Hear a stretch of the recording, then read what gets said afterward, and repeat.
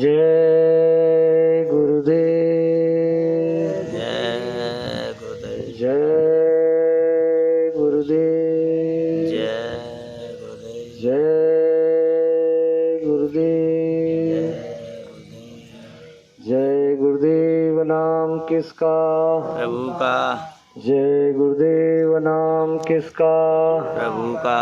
प्रभु का पावन नाम, जय गुरुदेव, प्रभु का सच्चा नाम, जय गुरुदेव, कलयुग का जागृत नाम, जय गुरुदेव, समय का चेतन नाम। जय गुरुदेव।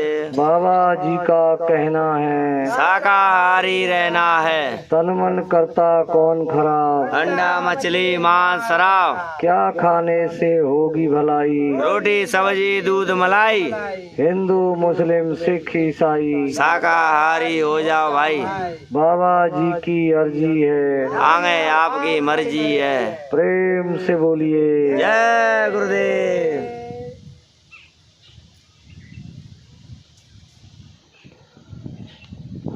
सत्संग प्रांगण में उपस्थित मंच पर आसीन परम पूज्य बाबा जय गुरुदेव जी महाराज के चरणों में मेरा कोटि कोटि प्रणाम। उपस्थित सभी सत्संगी गुरु भाई बहन, दूर दराज से आए समस्त धर्म प्रेमी, प्यारे बच्चों, सबको सादर सप्रेम जय गुरुदेव।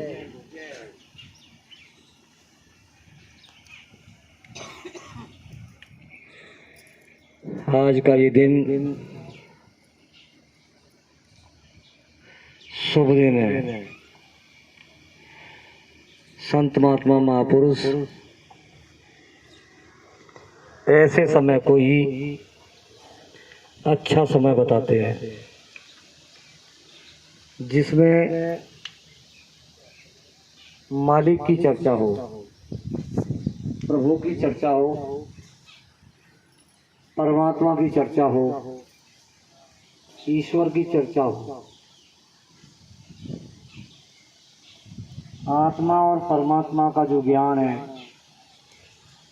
वही सार ज्ञान है, और जितने भी ज्ञान है उनसे कुछ न कुछ लिया जा सकता है। इस भौतिक जगत में ज्ञान काम आता है, लेकिन आत्मज्ञान सर्वोपरि ज्ञान है।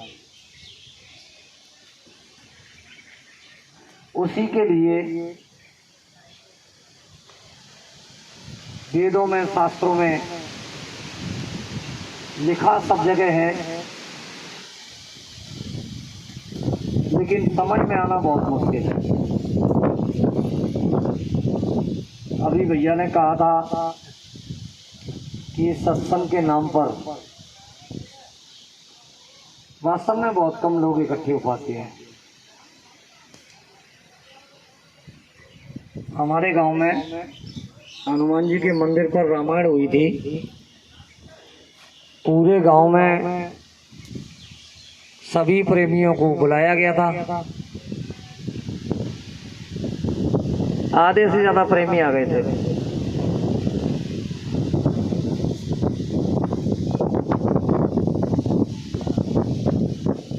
घर घर बुलाया गया था, सभी लोग नहीं आए थे। इस बात को करीब 20 दिन हुए हैं। फिर वो 10 दिन बाद एक शादी हुई थी। उस शादी में कुछ लड़कियां आई थी नाचने के लिए। तो ऐसा कोई घर नहीं था जिसमें से वहां आदमी नहीं पहुंचे। भीड़ काफी थी, बाहर से भी काफी उनके नातेदार रिश्तेदार आए हुए थे। खूब शोरगुल हल्ला हुआ था और रुपयों की तो बरसात हुई थी।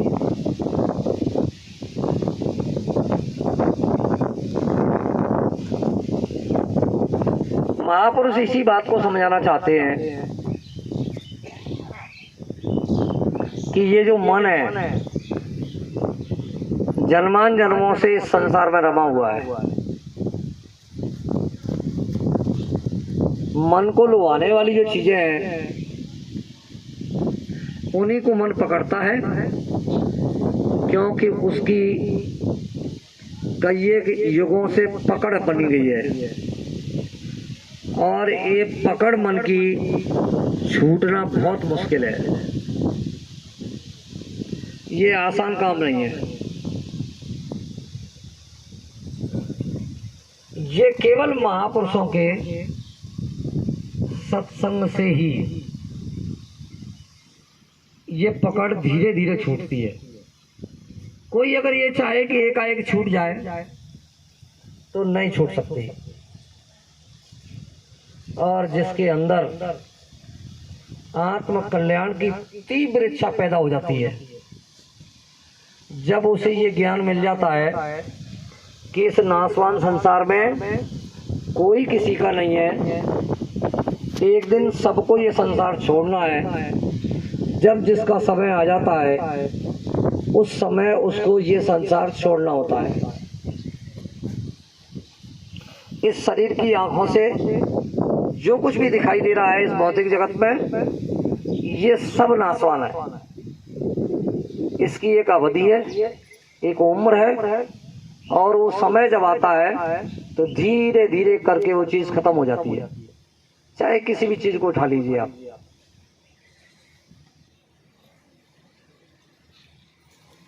लेकिन आत्मा अजर अमर अविनाशी।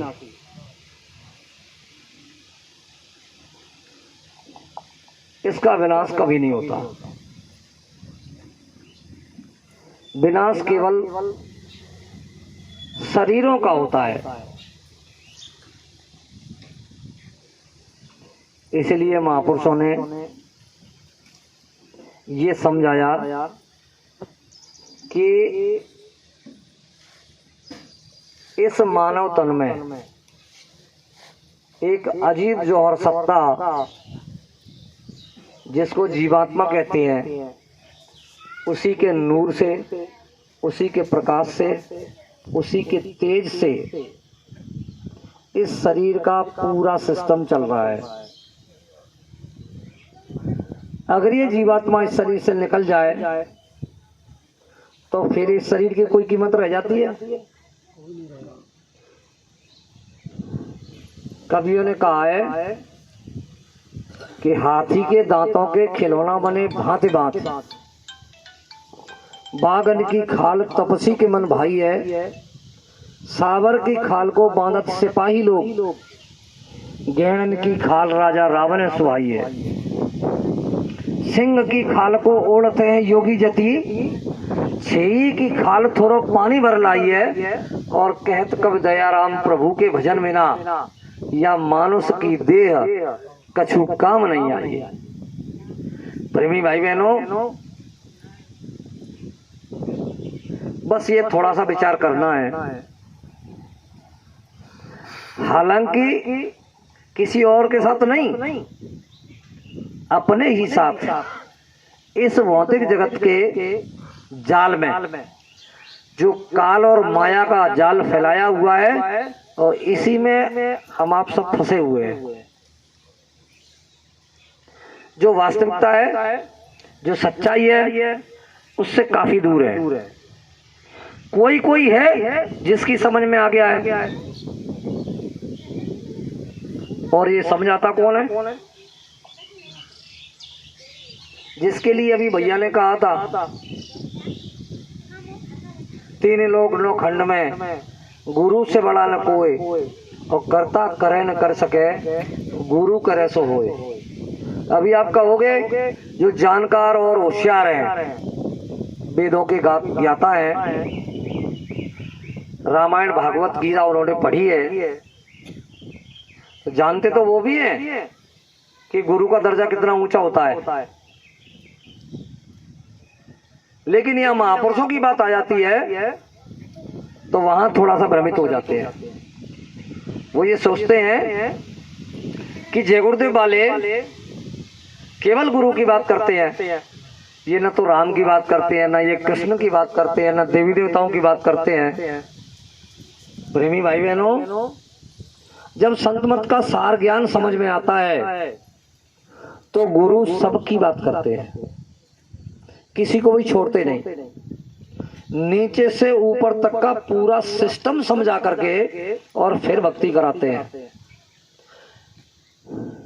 जो अंधेरे में भक्ति करते हैं, जिन्हें जानकारी नहीं है, वो केवल इस तरह से है कि अभी बहुत अच्छी धूप है और एक भगोने में किसी बड़े बर्तन में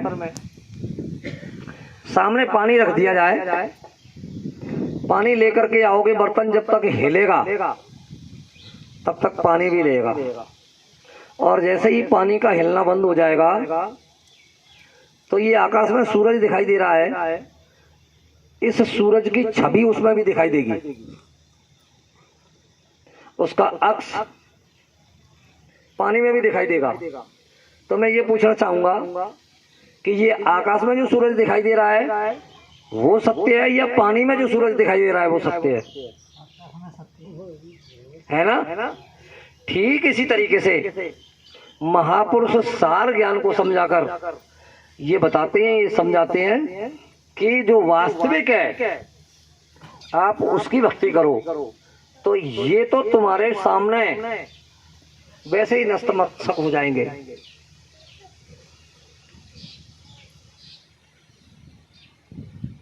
बाबा जी ने इस गांव में बहुत से प्रेमियों को नामदान दिया, आज भी आते जाते हैं, कुछ लोग नहीं आते जाते हैं। वो नामदान इस कलिकाल का जगाया हुआ, सिद्ध किया हुआ नाम और मंत्र है। महापुरुष समझाते हैं कि जो सिद्ध किया हुआ नाम मंत्र होता है वही काम करता है। ये हर युग का प्रमाण है। सतयुग की बात अलग थी, त्रेता की बात अलग थी, द्वापर की बात अलग थी, और कलयुग की बात अलग है। ठीक इसी तरीके से ये भक्ति भी है। सतयुग में दूसरे तरह की भक्ति थी, त्रेता युग में दूसरे तरह की थी, द्वापर में दूसरे तरह की थी, और कलयुग में दूसरे तरह की है। महापुरुषों ने इस कलिकाल में आकर के उसी भक्ति को, जो कठिन भक्ति थी, उसको बिल्कुल आसान और सरल कर दिया। हमारे गुरु महाराज कहते थे कि मेरे पास आने वाला बच्चा पहले अपना खेती, दुकान, दफ्तर, मजदूरी, नौकरी ईमानदारी मेहनत से करे। क्या लगा दिया उसमें? ईमानदारी और मेहनत। अगर ये ईमानदारी और मेहनत से नहीं करोगे तो चाहे जितना कमाओ, धनवान हो सकते हो इस भौतिक जगत के दिखाने के लिए, लेकिन अंत समय में साथ कुछ नहीं जाएगा। जितने भी यहाँ ये आदमी बैठे हुए हैं इस मानव तन में, सब कौल वचन इकरार वादा करके आए।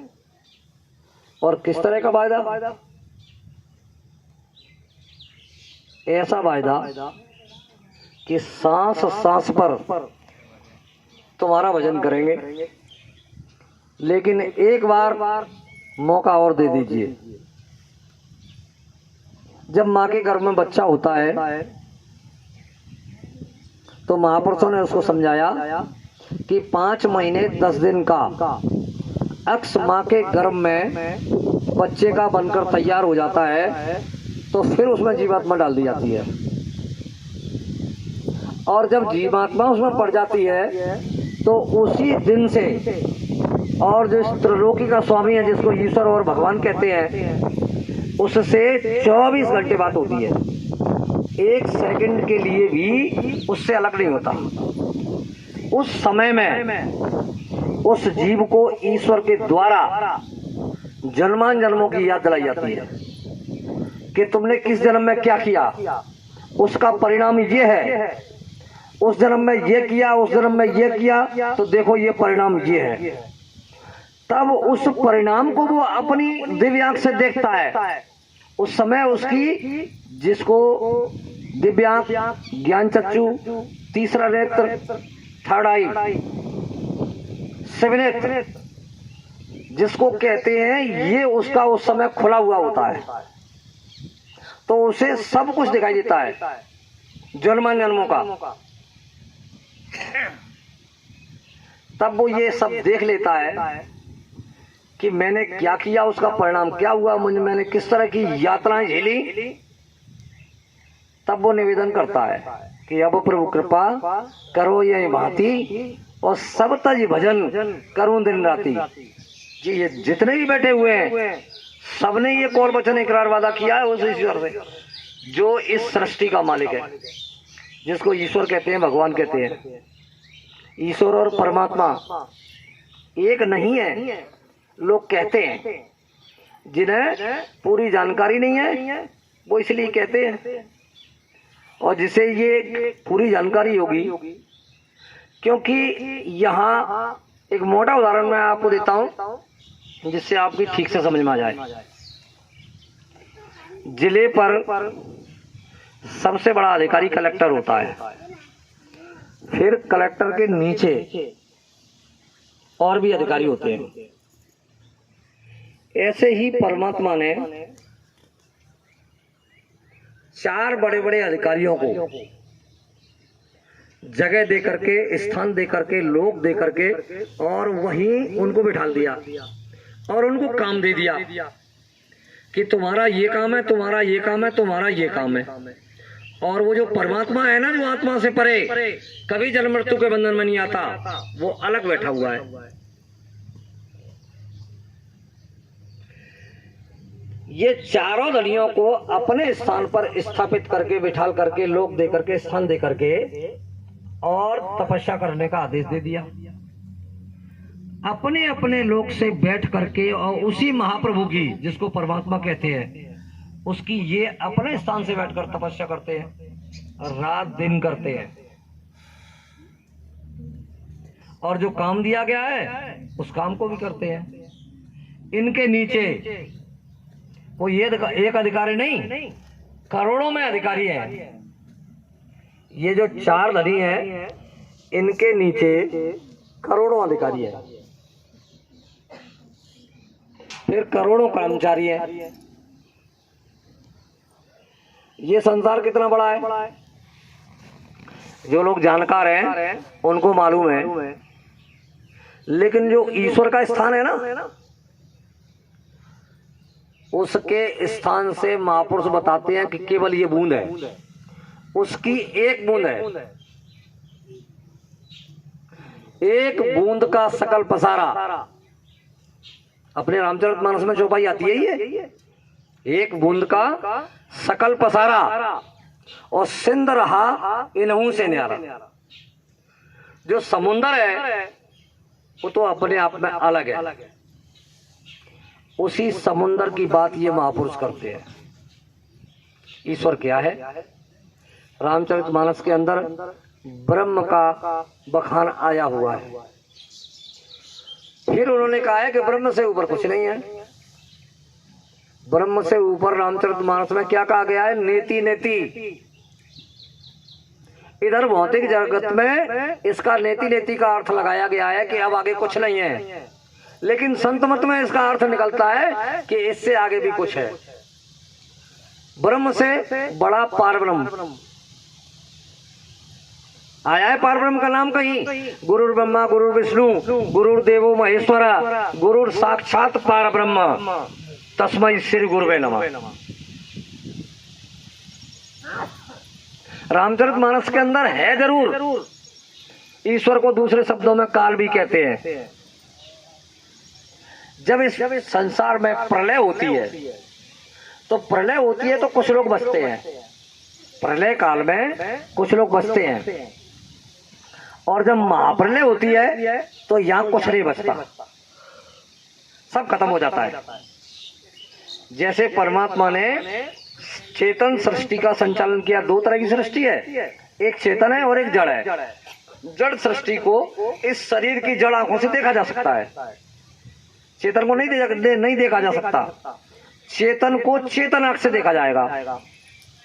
उसी के लिए महापुरुष कहते हैं कि हर मानव मात्र के पास वो ज्ञान चक्षु है, वो दिव्य दृष्टि है, वो शिव नेत्र तीसरा नेत्र है, और वो बंद नहीं है, वो खुला हुआ है, लेकिन दिखाई क्यों नहीं दे रहा है? तो महापुरुष समझाते हैं कि अभी मेरा चेहरा आपको दिख रहा है और आपका चेहरा मुझे दिख रहा है, लेकिन जैसे ही मेरे चेहरे के सामने कोई पर्दा आ जाए तो फिर मैं आपको नहीं देख पाऊंगा, आप मेरे चेहरे को नहीं देख पाएंगे, है ना? वो प्रमाणित करके बताता हूँ आपको। अब मेरा चेहरा आपको दिखाई दे रहा है क्या? नहीं दे रहा है ना? बस यही है। इसी चीज को बड़े मोटे मोटे शब्दों में मोटी मोटी जानकारी दे करके और महापुरुष ये चीज समझाते हैं। हमारे ही कर्मों की काई जीवात्मा के आंख कान नाक पर आ गई, नहीं तो इसी रामचरितमानस के अंदर वेदवाणी ब्रह्मवाणी आकाशवाणी का विवरण आता है। वही आकाशवाणी दिव्य कान के द्वारा सुनी जाती थी। ये जो इसमें निशान बने हुए हैं इस प्रतिमा में,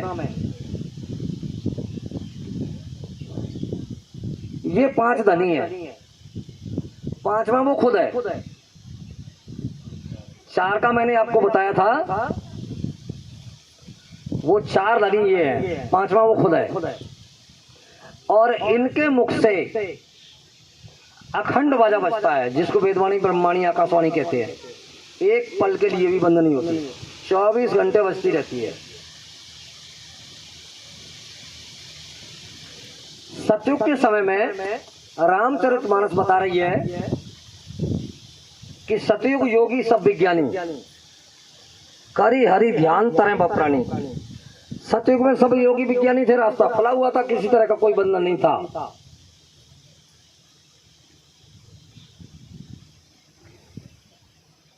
दिन में और रात को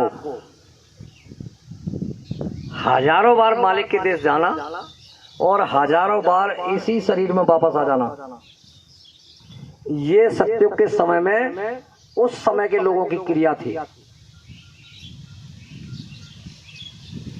जितने देवी देवताओं का विवरण आता है, उन देवी देवताओं का दर्शन करते हुए, और फिर जो अधिकारी है ना छोटे छोटे, जैसे ब्रह्मा विष्णु शंकर, इनको काम दिया गया है प्रलय उत्पत्ति पालन का। ये किस देश में रहते हैं, किस लोक में रहते हैं, उनका भी दर्शन दीदार करते हुए, फिर इन 5 धनियों का दर्शन करते हुए तब वो मालिक के देश जाती थी।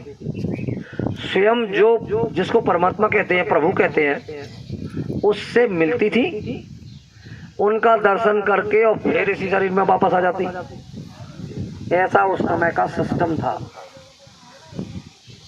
इसी मनुष्य शरीर की उस समय सतयुग के समय में, यानी इसकी हाइट नापी जाए तो शास्त्रों में उसका विवरण है 21 हाथ की। कितने हाथ की? 21 हाथ की। और अभी ये आदमी शास्त्रों के मुताबिक कितने हाथ का है? 3.5। अब इसी का अगर हिसाब लगाया जाए तो कलयुग में 3.5 और द्वापर में 7 और त्रेता में 14 और सतयुग में 21। ये हाइट थी इस आदमी की। जब इसकी इतनी हाइट थी तो कुछ उम्र भी होगी। अभी कलयुग में 3.5 हाथ के आदमी की उम्र क्या है? शास्त्रों के मुताबिक 100 वर्ष की अवधि बताई गई है। इसकी 100 वर्ष की उम्र है। और अभी समय ऐसा आ गया है कि 100 वर्ष तो बड़े फिर नहीं पहुंच पाते हैं, है ना? अब द्वापर में चलिए। द्वापर में इसी आदमी की उम्र सीधा 10 गुना बढ़ जाएगी। कितने की हो जाएगी? 1000 वर्ष की। फिर त्रेता में चलिए तो 10 गुना और बढ़ जाएगी। कितने की हो जाएगी? 10,000 वर्ष की। अब 10,000 वर्ष का 10 गुना बढ़ाइए तो कितनी उम्र हो जाएगी इसी आदमी की? 1,00,000 वर्ष की उम्र सतयुग में होती है, त्रेता में 10,000 वर्ष की, द्वापर में 1,000 वर्ष की और कलयुग में मात्र 100 वर्ष की, और 100 वर्ष बिरले ही पार कर पाते हैं। इतने झगड़े झंझट इस भौतिक जगत के आदमी के ऊपर लगे हुए हैं कि वो जिस शरीर में जीव आ गया है उसी में पूर्ण तरीके से संतुष्ट है।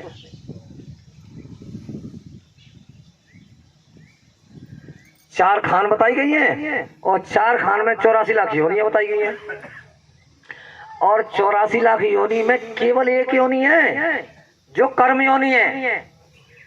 बकाया 83,99,999 भोग योनियां हैं। सब भोग रही हैं। ये गाय और भैंस बंधी हुई है, जब इसको खोला जाएगा पानी पिलाने के लिए तो ये पानी पिएगी। अगर इसको सानी कर दी जाएगी तो ये खा लेगी, नहीं तो ये बंधी हुई है। अगर किसी ने नहीं करी तो क्या है ये भोग भोगना है। अन्य तमाम योनि हैं, ऐसे ही जीव उसमें भोग भोग रहे हैं।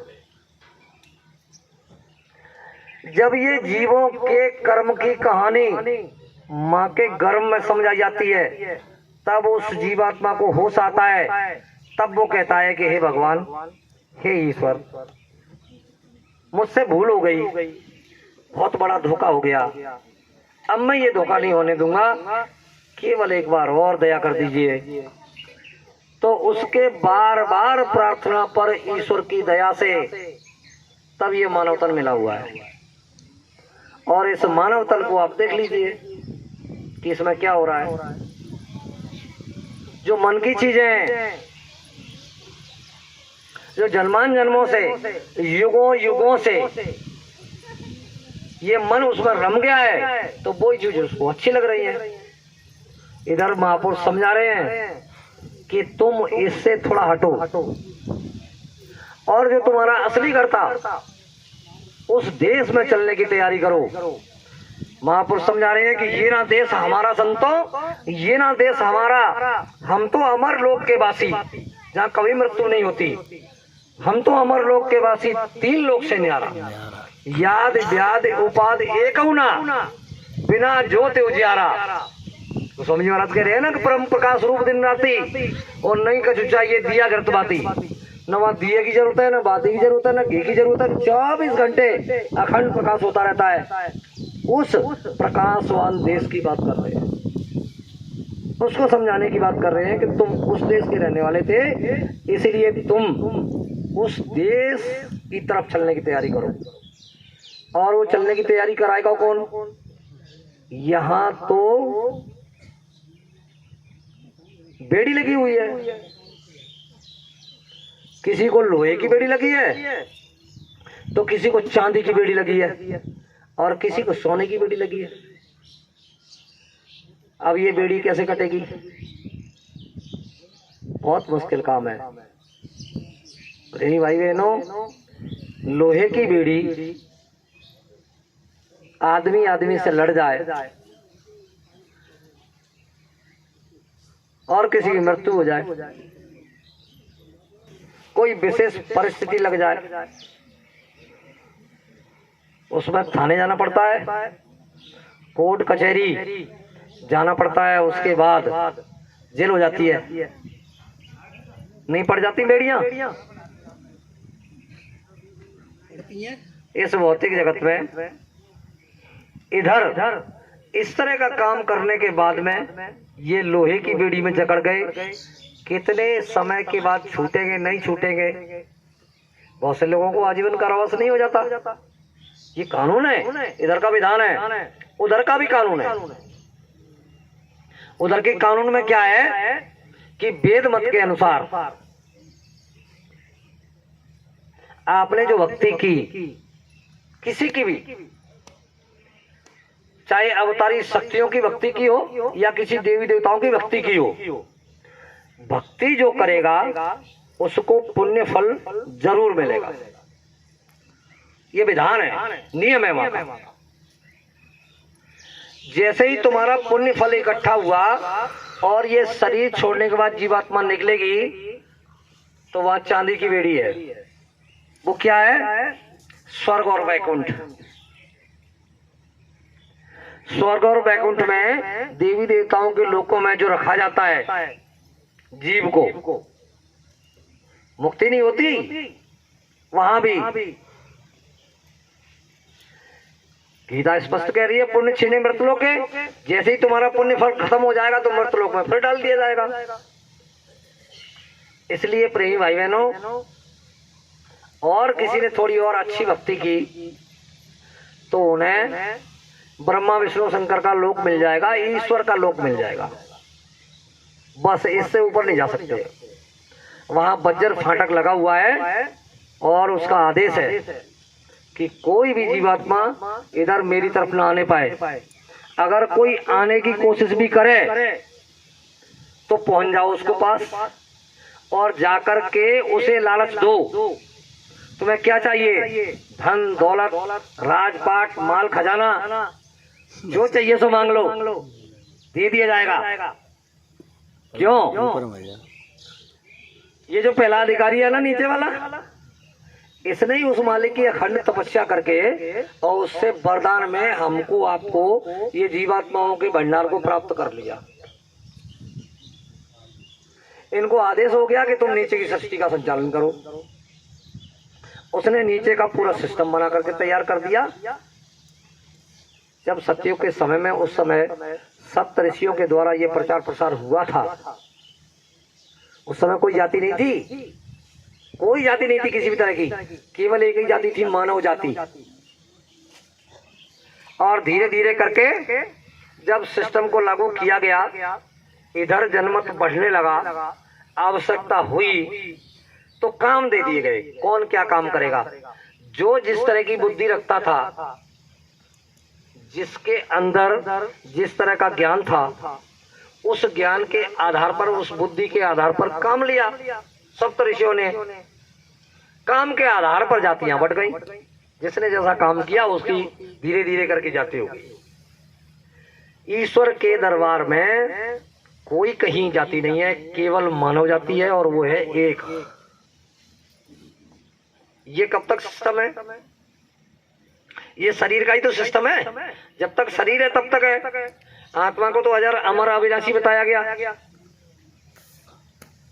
लेकिन प्रेमी भाई बहनों, जब ये ईश्वर का दर्शन करेगी, जब ये देवी देवताओं का दर्शन करेगी, तो उस समय इसको शरीर की आवश्यकता होगी।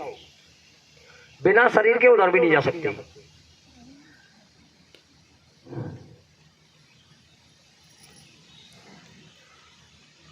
इधर इस भौतिक जगत में जितने भी शरीर है,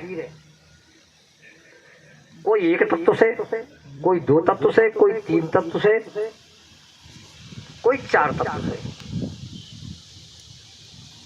चारों खानों में इस तरह से शरीरों को विभाजित किया था।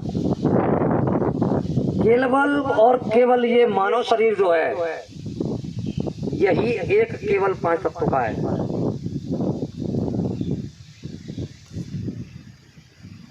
पृथ्वी, जल, अग्नि, वायु और आकाश, इन 5 तत्वों से ये तैयार हुआ।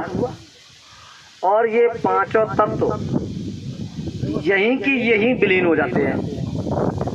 जैसे ये जीवात्मा इस शरीर से बाहर निकली तो इस शरीर की कीमत कुछ नहीं रह जाती। कुछ समय के बाद घर परिवार में मातम छा जाएगा, रोना शुरू हो जाएगा। मेरे पिताजी बहुत अच्छे थे, उन्होंने मेरे लिए ये किया, वो किया, वो किया। बस यही सब यादगार रह जाती हैं। और वो भी कब तक चलती हैं पता है? ज्यादा से ज्यादा 15 और 20 दिन। उसके बाद आना जाना लोगों का बंद हुआ। फिर धीरे धीरे घर परिवार में ही उसी काम काज में, और वो लोग धीरे धीरे फिर फंसने लग जाते हैं। जैसे ही उसमें फंस जाते हैं फिर यादगार खत्म हो जाती है। बस यही सिस्टम है इस संसार का। थोड़े दिनों तक कितने हम लोगों के, यानी पीढ़ी दर पीढ़ी जितने भी पुरखा हुए सब आए, सब चले गए। हम आप भी एक दिन चले जाएंगे। कुछ दिन तक बच्चे याद करेंगे और उसके बाद यादगार भी खत्म हो जाएगी। यही सिस्टम है। इसलिए उससे पहले इस शरीर से जीवात्मा निकले और हम कुछ न कर पाए तो थोड़ा सा संत मत का ज्ञान जरूर सुनना चाहिए। संत मत के ज्ञान में गुरु प्रधान होता है। बिना गुरु के कोई कुछ भी हासिल नहीं कर सकता, चाहे भौतिक ज्ञान हो और चाहे अध्यात्म ज्ञान हो। भौतिक ज्ञान में भी गुरु की आवश्यकता होती है कि नहीं होती है? मैं बताता हूँ। संत मत में, ये वेद मत में तो 24 गुरु बताए गए हैं, लेकिन संत मत में केवल 7 गुरु बताए गए। और वो 7 गुरु ऐसे हैं कि जिसने नहीं सुना हो उसकी भी समझ में आ जाएगा कि वास्तव में इनकी जरूरत होती है। और वो सबके हैं।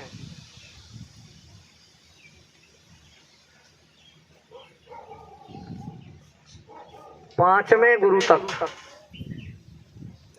चाहे आप बनाओ या नहीं बनाओ, वो बन ही जाते हैं। कैसे बनते हैं? पहले गुरु पिता और माता, जिन्होंने ये मानव तन मनुष्य शरीर दिया, उनको पहला गुरु बताया गया है।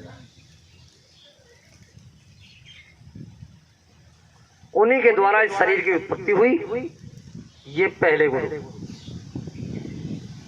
दूसरा गुरु भई व दाई गर्भवास की मैल छुड़ाई। जब माँ के गर्भ से बच्चा बाहर निकलता है, चाहे वो कोई भी हो, जो उस बच्चे को पहला स्नान कराता है वही उसका दूसरा गुरु होता है। तीसरा गुरु नाम धरा ताहि ले गांव पुकारा। पहले के समय में पुरोहित पंडित को अपने अपने घरों में बुलाते थे, ऐसी नियम और नीति थी। अब तो वहाँ अस्पताल में बच्चे पैदा होते हैं, वहीं से नाम संस्करण होके आता है, नहीं तो रजिस्ट्रेशन नहीं होगा। जो प्रमाण पत्र बनता है ना, जन्म प्रमाण पत्र, आप नाम बताओगे पहले बच्चे का, तब उस नाम से वो प्रमाण पत्र बनेगा। घर आने से पहले वो कागज उधर देना होता है, नाम संस्करण वहीं हो जाता है। पहले ये नियम था कि इधर बुलाते थे पंडित जी को, और फिर विधिवत, यानी वो पत्रा देख करके किस समय ये बच्चा हुआ, कौन सा योग घड़पली घड़ी और पल था, उस हिसाब से नाम संस्करण होता था। जो नाम संस्करण वाले गुरु हैं वो गुरु तीसरे बताइए। तीसरा गुरु नाम धरा ताहि ले गांव पुकारा। चौथा गुरु जो शिक्षा दीना तब संसारी मार्ग चीना। चौथा गुरु वो है जो स्कूल का ज्ञान देता है। ये भौतिक विद्या का ज्ञान कराने वाला जो गुरु है वो चौथा गुरु है। यहाँ तक सबके हो जाते हैं कि नहीं हो जाते? नहीं मनाओ तब भी हो जाते हैं। या पांचवें गुरु की बारी आती है तो थोड़ा सा यहाँ विचार करना होता है।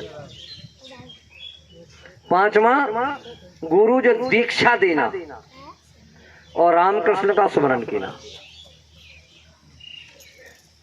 अभी कुछ समाजों में ऐसा नियम और नीति है कि जैसे बच्चे बच्ची की शादी होती है नहीं, तो उस समय दीक्षा दिलाई जाती है, लेकिन उस दीक्षा का उनके ऊपर असर कुछ नहीं होता। वो थोड़े समय तक पंडित जी की हाँ में हाँ मिलाते हैं और उसके बाद में ना बच्चे को पता है ना बच्ची को पता है कि हमने क्या वचन दिया था। उन्होंने कौन सा मंत्र दिया था? कुछ नहीं मालूम।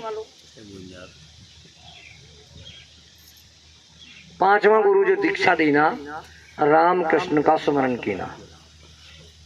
राम का, कृष्ण का, देवी का, देवता का नाम या मंत्र गुरु देते हैं।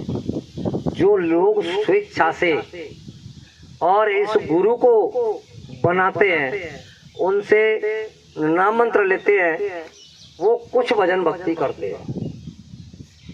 और वो कैसे होते हैं पता उनको भी कुछ ही नहीं है, इनको भी कुछ नहीं पता। संत मत में ऐसे गुरु और शिष्य को क्या कहा गया है? अंधे गुरु और बहरे चेले और होए नरक में ठेलम ठेले। झूठा गुरु अजगर बने, 184 जाए, और शिष्य सभी चेटी बने, तो नोच नोच कर खाए। गुरु बनना और बनाना कोई हंसी खेल नहीं है। बारी आती है छठवें गुरु की। छठवां गुरु भ्रम सब तोरा और ओमकार से नाता जोड़ा।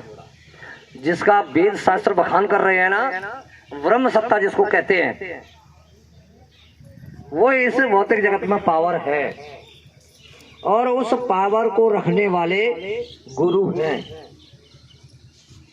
इतिहास है इस तरह का।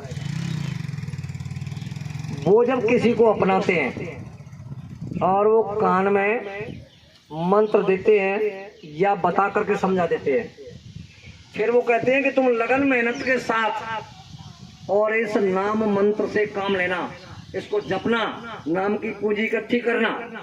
फिर उस व्यक्ति ने लगन मेहनत के साथ उसका जप किया, तब कुछ हासिल होता है उसे।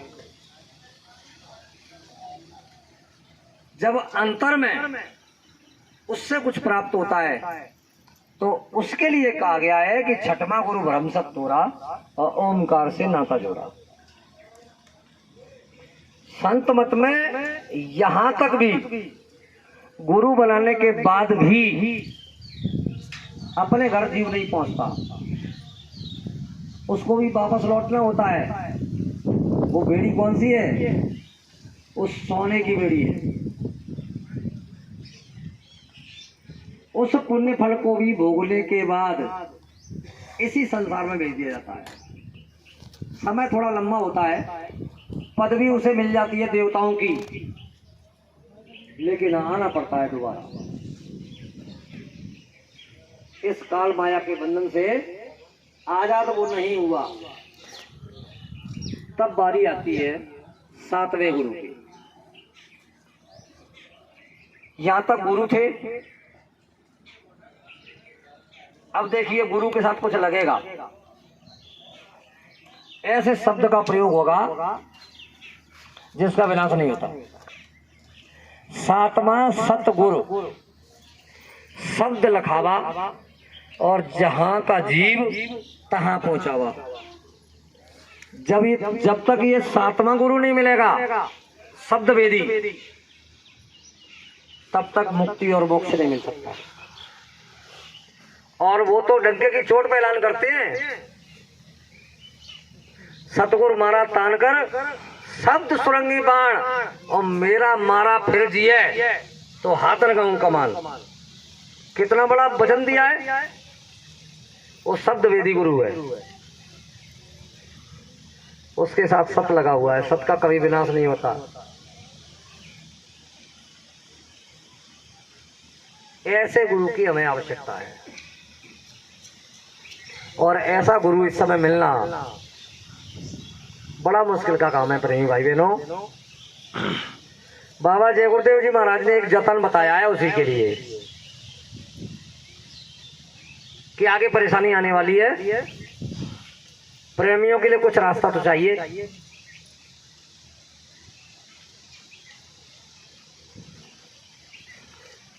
जब तक कुछ आधार नहीं होता है तब तक भक्ति नहीं बनती है।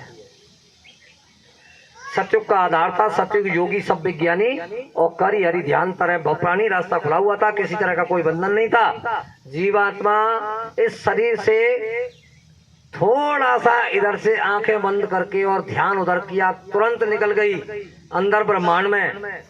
सांसों का लेना बंद हो गया। जैसे ही दोनों आंखों के मध्य भाग से जीवात्मा उस पार निकलेगी तो तुरंत दूसरा शरीर धारण कर लेगी और इधर इस शरीर के सांसों का लेना बंद हो जाएगा। इसी को कहते हैं जीते जी मरना। ये हमारे गुरु महाराज जीते जी मरने की बात करते थे। जीते जी मरिए और भवजल तरिए, लेकिन बिना अभ्यास के ये संभव नहीं है। सतयुग के समय में इस तरह का अभ्यास था।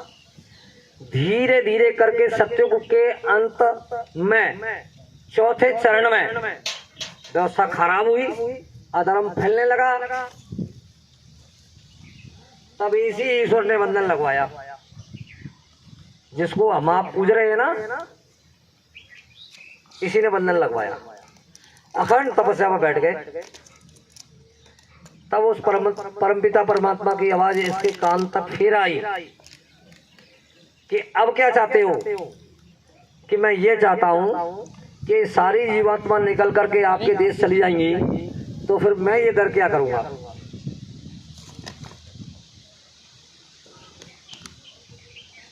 तो कि तुम जो चाहो जैसे चाहो और कोई भी नियम कानून लागू कर सकते हो। वहां क्या आदेश मिल गया मालिक का, अधिकारी का आदेश हो जाए कर्मचारी के लिए, तो फिर तो वो उस काम को कर ही देगा। इधर इन्होंने तुरंत नीचे के अधिकारियों को आदेश जारी कर दिया, ब्रह्मा विष्णु शंकर को। ब्रह्मा विष्णु शंकर ने सप्त ऋषियों को नीचे आदेश जारी कर दिया। कैसे हुआ? वही वेदवाणी ब्रह्मवाणी आकाशवाणी के द्वारा उनके कान तक आवाज आई कि अब ये नियम लागू करना है। 10,000 वर्ष तक उसका प्रचार हुआ। कोई 1-2 दिन नहीं, बरस 2 वर्ष नहीं, 10,000 वर्ष तक प्रचार हुआ। पहले कि देखो भाई, एक नियम कानून लागू होने जा रहा है, उससे पहले तुम जो करना चाहो कर लो, खुली छूट है, सतयुग का कानून है। उसके बाद फिर बंधन लगने लगेगा। तो वो कौन सा कानून था? कर्म प्रधान विश्व रच राखा, और जो जस करे सो तस फल जागा। बस कर्म के विधान में धीरे धीरे सभी लोग उलझते चले गए। उसी तरीके से जैसे ही युग का परिवर्तन हुआ तो सिस्टम में परिवर्तन हो गया। गोस्वामी महाराज रामचरितमानस में कह रहे हैं कि त्रेता विविध यज्ञ नर करहीं और प्रभु समर्पित कर्म बहुत रही। ये कानून लागू हो गया।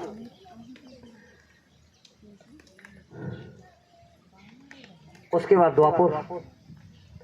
द्वापर में कह रहे हैं कि द्वापर करे रघुपति पद पूजा और भवनिंद तरह उपाय न दूजा। ये नियम लागू हो गया। चौथी चौपाई में गोस्वामी महाराज कह रहे हैं, महापुरुषों ने कहा है कि कलयुग केवल नाम आधारा और सुमिर सुमिर नर उतरे पारा। लेकिन गोस्वामी जी कह रहे हैं कि कलयुग योग यज्ञ नहीं ज्ञाना। न योग करने की जरूरत है, न यज्ञ करने की जरूरत है, न किसी तरह का ज्ञान हासिल करने की जरूरत है। एक आधार नाम गुणगान। अब वो नाम क्या है? बात यहां आ जाती है, जब तक वो कलयुग के विधान का नाम प्राप्त नहीं होगा तब तक वो भक्ति फलीभूत नहीं होगी। बस यहीं पे आकर के गाड़ी अटक जाती है बुद्धिमान लोगों की, जो होशियार लोग हैं।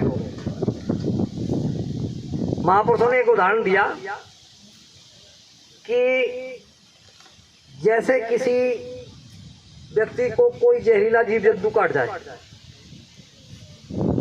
तो उस जहर को उतारने वाले आपके क्षेत्र में भी कोई लोग होंगे। आपके गांव में कोई ऐसा व्यक्ति है जो किसी को बिच्छू काट जाए तो उस जहर को उतारने का काम करता हो? है? उनसे पूछना।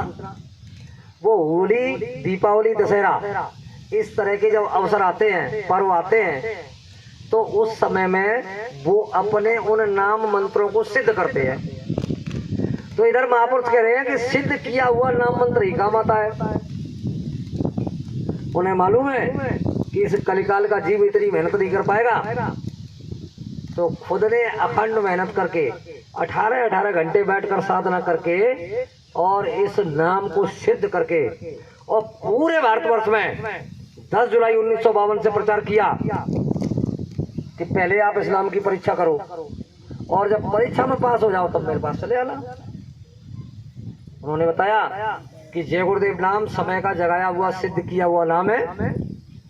खेत में, खलिहान में, दुकान में, मकान में, जंगल में, कहीं भी आप फंस जाओ, बेसहारा हो जाओ, चोर लुटेरों ने आपको घेर लिया हो, ऐसी स्थिति बन गए हो कि जान के लाले पड़ रहे हो,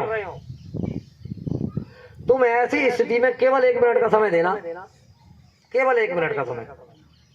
जय गुरुदेव नाम प्रभु का, जय गुरुदेव नाम प्रभु का, जय गुरुदेव नाम प्रभु का, इस तरीके से केवल 10 बार उच्चारण करना। और ये नाम अगर आपको परिचय न दे दे तो बाबा जी को बाबा जी मत कहना। जय गुरुदेव।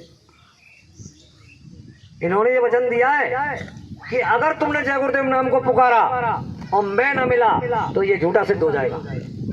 तमाम ऐसे प्रेमी हैं, करोड़ों की संगत में, भारतवर्ष के अंदर बाबा जय गुरुदेव की करोड़ों की संगत है, कोई ऐसे ही इकट्ठी नहीं हो गई। आपके गांव में तो एक प्रूफ है, हमारे पास एक प्रमाण है, उस मिसाल को हम आपके सामने बताते हैं। आप उनसे संपर्क कर सकते हो, पूछ सकते हो। जगन्नाथ पंडित जी को तो आप जानते ही होंगे, पूछ लीजिए उनसे। इन्होंने धीरे धीरे करके और सबसे दूर होते गए। आपके गांव का प्रमाण है। इसी को कहते हैं विरक्ति। जब इस भौतिक जगत से आदमी विरक्त होने लगता है, इस संसार से जो प्रेम का बंधन बन गया है और उससे धीरे धीरे अलग होने का काम करने लग जाता है, बस समझ लो उसका अध्यात्म बनना शुरू हो गया। गुरु की दया तभी होती है जब तुम कुछ करना नहीं चाहो, संकट मुसीबत आ जाए तो उस समय पर कि भाई किसी ने हमको बताया था वह हरिओम भैया के दरवाजे पर कि दुख संकट मुसीबत परेशानी की घड़ी में जय गुरुदेव नाम को याद करना तो बाबा जी मिलेंगे और मदद करेंगे। तो ये काम तो हो गया, उन्होंने परिचय भी दे दिया, आपको भी भरोसा हो गया कि बिल्कुल सही है। तो फिर आपको क्या करना चाहिए? ये केवल काम बनाने के लिए नहीं है, वास्तविक काम बनाने के लिए। भौतिक जगत का काम तो इसलिए बताया गया कि आपको विश्वास हो जाए, भरोसा हो जाए, और जब भरोसा हो जाए तो फिर से नाम को अपना सहारा बना लीजिए। कहीं भी आपको भागने की आवश्यकता नहीं पड़ेगी। अगर कहीं इसमें खलल पड़ जाती है तो फिर गड़बड़ी हो जाती है। आज मैं आपको बता रहा हूँ बाबा जय गुरुदेव की बात, और कोई दूसरा बंदा आ गया कहीं से भी, क्योंकि आजकल भौतिक जगत में, संसार में तमाम धर्म और तमाम पंथ हैं और कोई किसी से कम नहीं। सब ये कहते हैं मतलब चलिए हमारे पास, चलिए हमारे पास, चलिए हमारे पास।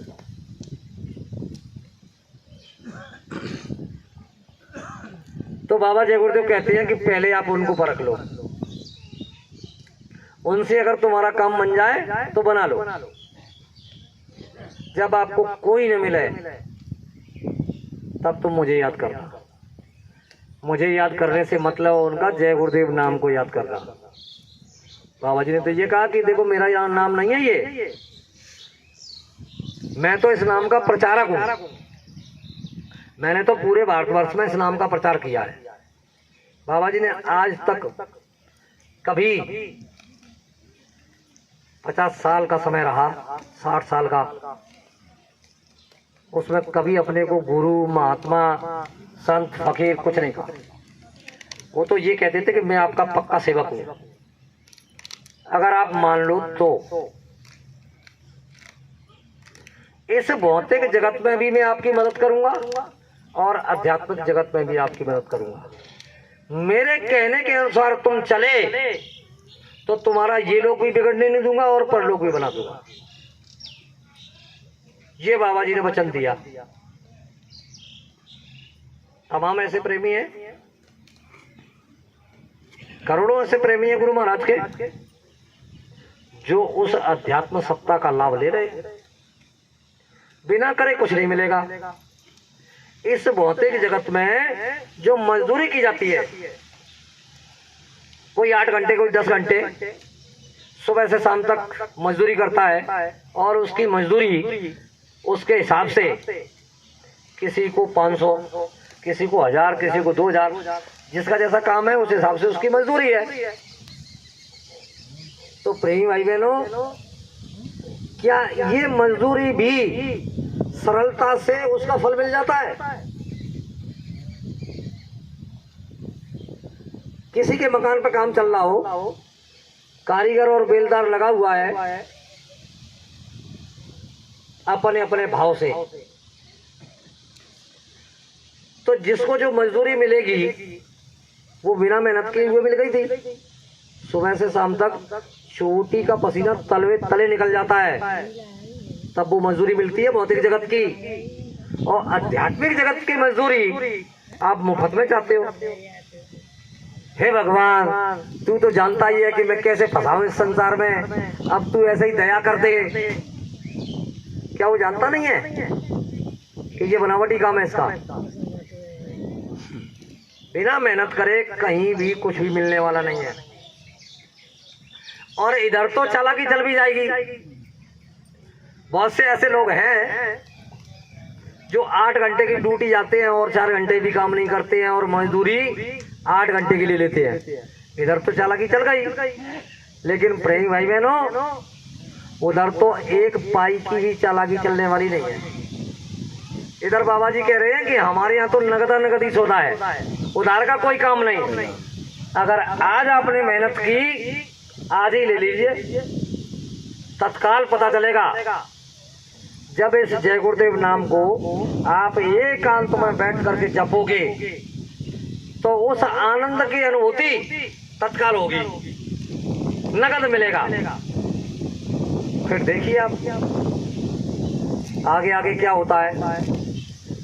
लेकिन भरोसा और विश्वास जब किसी भक्त का पक्का हो जाता है अपने गुरु पर, अपने इष्ट पर, अपने भगवान पर, तब वो मजदूरी मिलती है, अधूरे भरोसे में नहीं मिलती।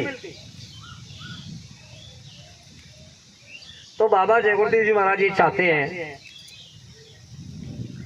कि विश्व के अंदर जितने भी मानव शरीर में रह रही जीवात्माएं सभी उस परमात्मा के अंश हैं। उस रिश्ते से मेरा भी कुछ उत्तरदायित्व, मेरा भी कुछ फर्ज बनता है कि ये मूल संदेश में इन तक पहुंचाऊं।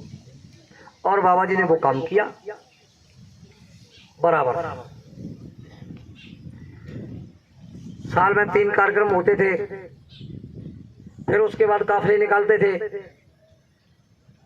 अन्य अन्य प्रांतों में बाबा जी जाकर के मतलब अपना संदेशा प्रेमियों को देते। ये भजन भक्ति के नाम पर तो बहुत कम लोग जुड़े, बहुत कम। ये आपके बीच में मैं खुद ये प्रमाण बैठा हूं, भजन भक्ति के नाम पे बहुत कम लोग। जब हम लोग गांव में जाते थे प्रेमियों के घरों में, तो कोई एक समस्या नहीं, सैकड़ों समस्याएं मिलती थी। भाई साहब, मन तो हमारा भी करता है, लेकिन क्या करें, बड़ी परेशानी है, बड़ी समस्या है, ये कोर्ट कचहरी का काम है, बहू को बच्चा बच्ची नहीं होता है, खेती भैया ने घेर ली है, और कैसे रट्टा निपटे, मतलब इस तरह की सैकड़ों समस्याएं। तब हम लोग कहते थे चलो भाई गुरु महाराज से ये भी निवेदन करेंगे कि इन समस्याओं में भी सुधार होगा। चलिए, अरे भाई साहब ऐसा कैसा है, पहले का छूने का प्रमाण मिल जाता तो ठीक है। तब वो पहले प्रमाण के लिए इनसे निवेदन किया जाता कि हुजूर इनको थोड़ा सा परिचय मिल जाए तो ये आने को तैयार हो जाएंगे, नहीं तो बड़ा मुश्किल है।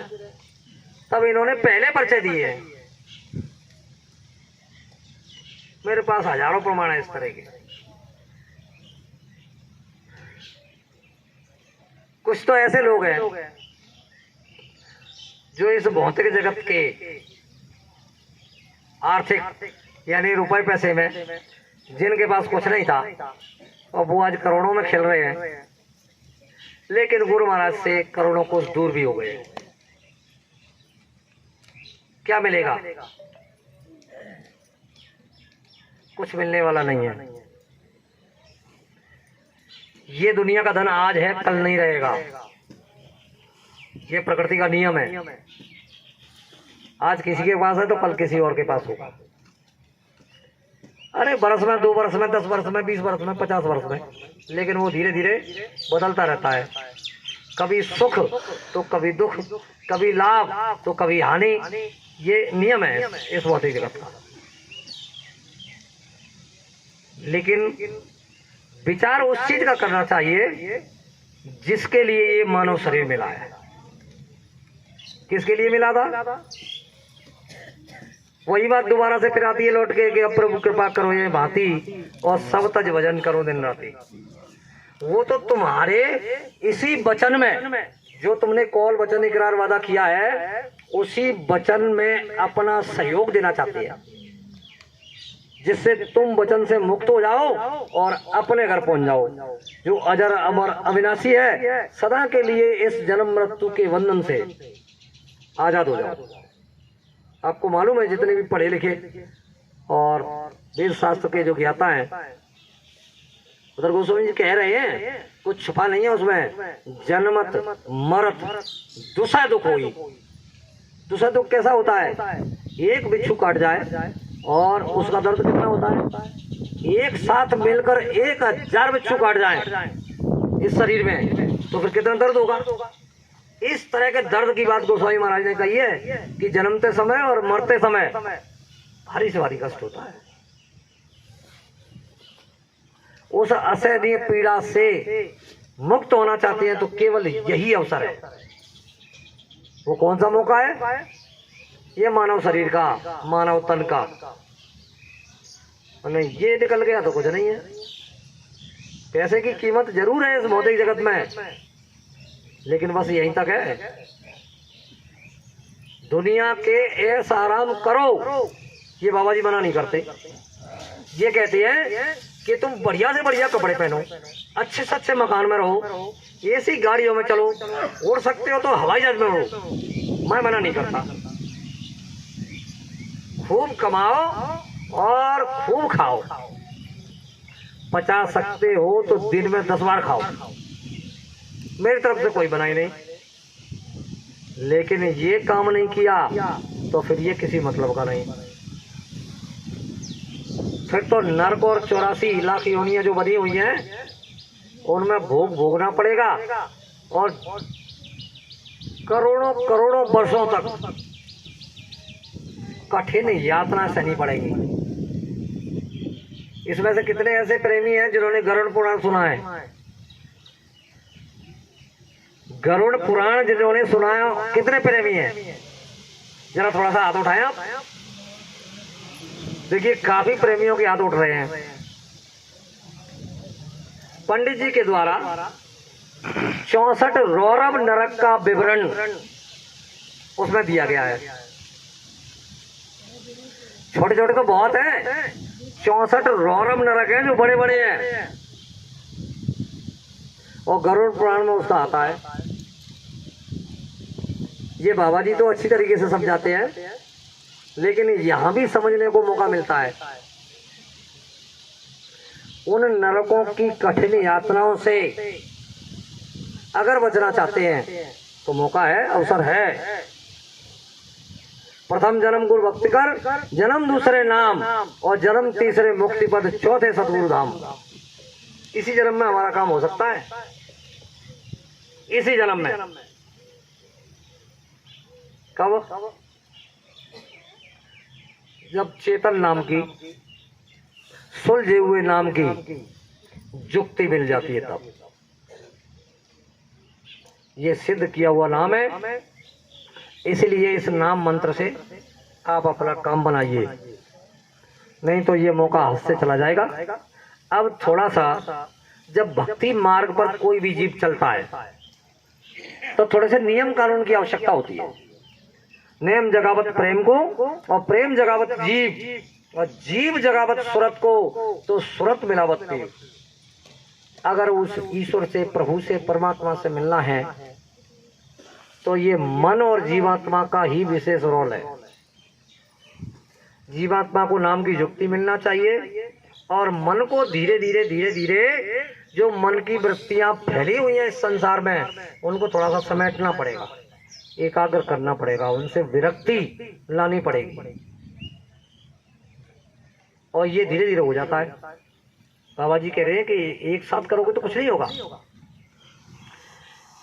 दो नाव है, एक नाव स्वार्थ की और दूसरी नाव परमार्थ की। इधर का भी बिगड़े नहीं और धीरे धीरे उधर का ही बन जाए। बड़े अच्छे तरीके से बाबा जी ने समझाया है। पहले तुम इस भौतिक जगत की नाव पर मजबूती से जमा कर पैर रखो। जब तुम्हारा काम हो जाए, बच्चे खाने पीने लायक हो जाए, तो उन्हें जिम्मेदारी सौंप देनी चाहिए।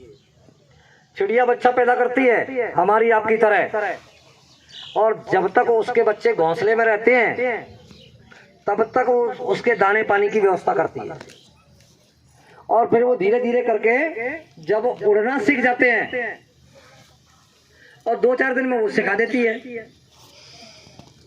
जैसे ही उड़ना सीख गए, उसे भरोसा हो गया कि अब ये दाना पानी चुगने के लिए खेतों तक जाएगा और फिर घोंसले में आ जाएगा। बस उसने देख लिया 1-2 बार, उसके बाद छोड़ देती है। तो हमसे आपसे तो ये पक्षी अच्छे हैं, कितनी जल्दी उन्होंने परित्याग कर दिया, छोड़ दिया अपने सारे। लेकिन हमारा आपका तो बड़ा बुरा हाल है। पहले बच्चे को पढ़ाने लिखाने में, और पढ़ लिख के तैयार हो गया तब तो करीब करीब 10 लाख है। अगर कहीं नौकरी लग गई तो गई बात 20-25 लाख में।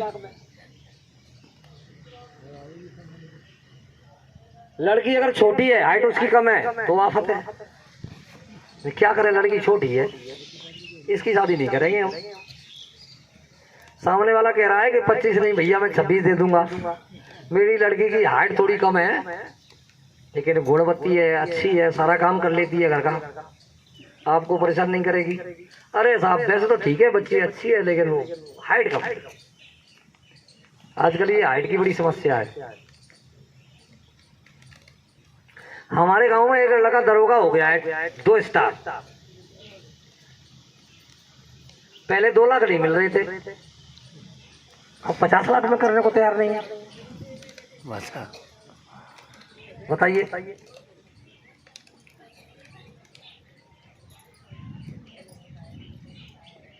बड़ी स्थिति खराब है, गरीब आदमी तो बड़ा परेशान है। तो प्रेमी भाई बहनों, ये भौतिक जगत का भी अपने हिसाब से आप जो है निपटाते रहिए, लेकिन उसी के साथ साथ थोड़ा नियम कानून की मैं बात कर रहा था। तो नियम कानून ये है, भक्ति भगवान की करेंगे। ये घर है, अच्छा बना हुआ है, अगर इस घर में गंदगी पड़ी हो, कूड़ा कचरा पड़ा हो, गोबर मिट्टी पड़ी हो, और फिर भाई साहब को बिठाना चाहे हम कि चलिए आप बैठ जाइए जमीन पर, तो भाई साहब नहीं बैठेंगे। अरे ये कोई तरीका है बिठाने का? कपड़े गंदे हो जाएंगे, मतलब कितना कचरा पड़ा हुआ है ना? गलत तो नहीं कह रहा हूं मैं? तो प्रेम भाई बहनों, जब भक्ति की तरफ आप मुड़ोगे तो ये मंदिर मस्जिद है ना, ये किसी न किसी के बनाए हुए हैं, किसी आदमी के ही। चाहे मशीन ने साथ जरूर दिया हो, उसका सहयोग जरूर किया होगा, लेकिन बनाई आदमी की है। और ये मंदिर जो है ना, ये असली मंदिर है परमात्मा का। इसे भगवान के अलावा कोई बना नहीं सकता। प्रयास बहुत किए गए इसे तैयार करने में, नहीं बना पा। लेकिन शरीर तो तैयार हो गया था। अब जो अजीब जौहर चेतन सत्ता है जो ईश्वर के माध्यम से डाली जाती है, उसे कौन डालेगा?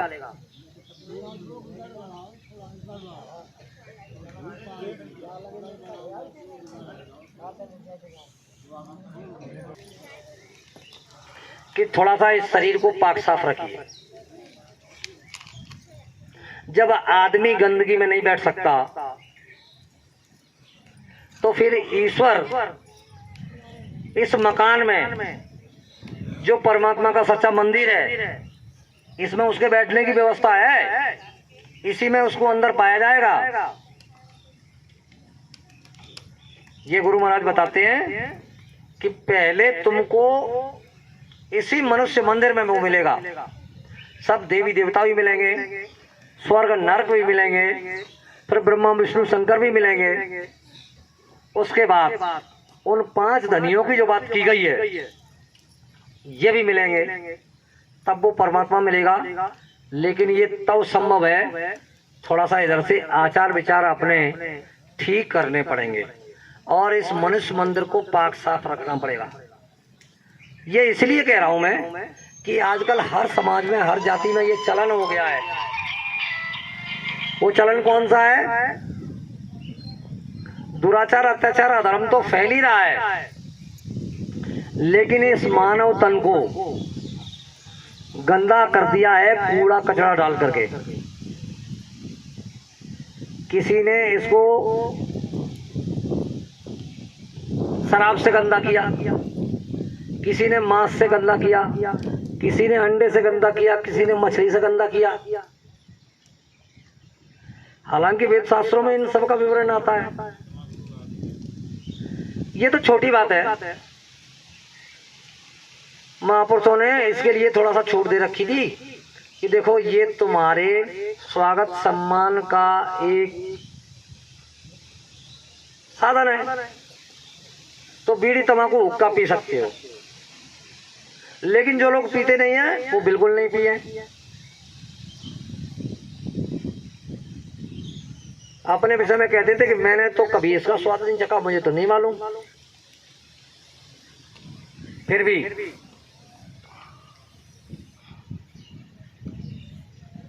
जब इसकी बात आ गई है तो बताते हैं, कवियों ने कहा है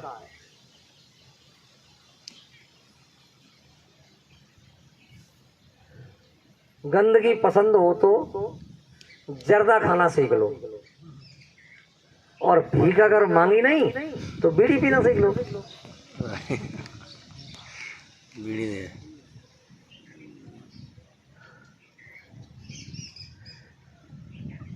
फिर भी महापुरुष जानते हैं कि ये अपनी आदत से बाज नहीं आएंगे, तो एकाएक ये बंधन नहीं लगाना चाहिए। और इससे ज्यादा नुकसान नहीं है साधन भजन से संबंधित, शरीर के लिए बहुत बड़ा नुकसान है। बीड़ी सिगरेट पियोगे तो वो कहती है कि कफ करूं, खांसी करूं, और तो नहीं मरे तो मैं क्या करूं। ये बीड़ी सिगरेट का काम है। और कोई भी आदमी अभी इस संगति में बैठा हुआ है, तम्बाकू खा ले तो बार बार उसे थूकने जाना पड़ेगा। कहने का मतलब ये चीज अच्छी नहीं है, लेकिन फिर भी बंधन ने इतना जबरदस्त नहीं लगाया है। जो जिससे बहुत बड़ा नुकसान होने वाला है उस पर महापुरुष बंधन लगाते हैं।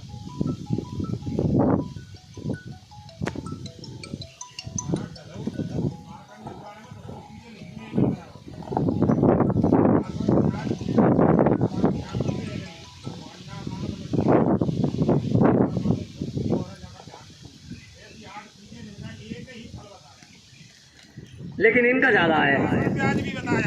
बात सही है, आपका कहना उचित है। ये तामसी लहसुन प्याज तामसी भोजन बताया गया है।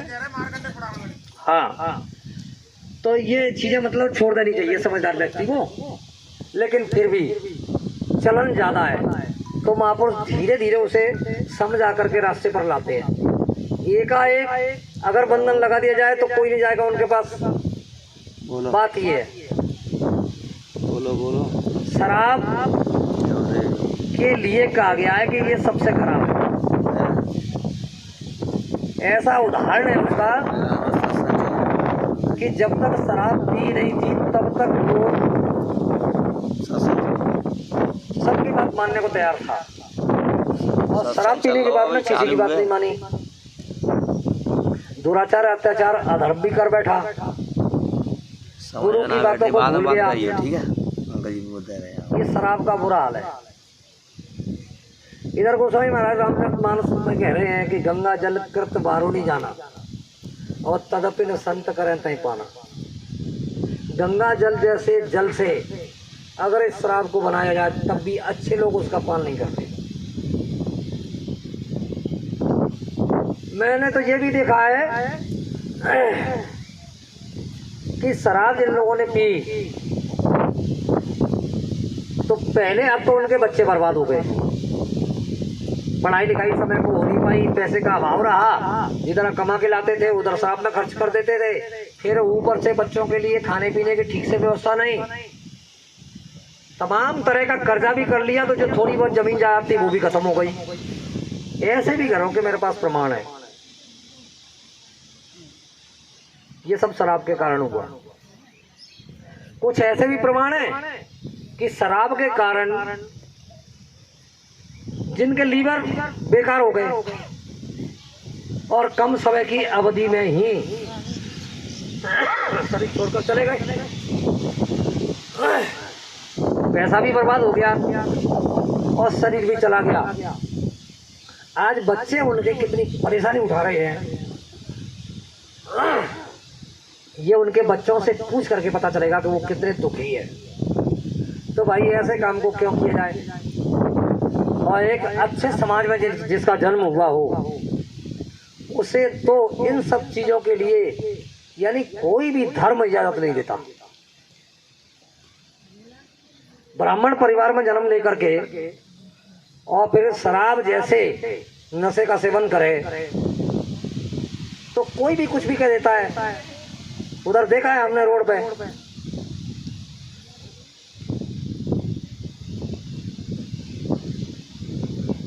मैं अपने गांव का एक उदाहरण देता हूँ और किसी गांव का क्यों दूं।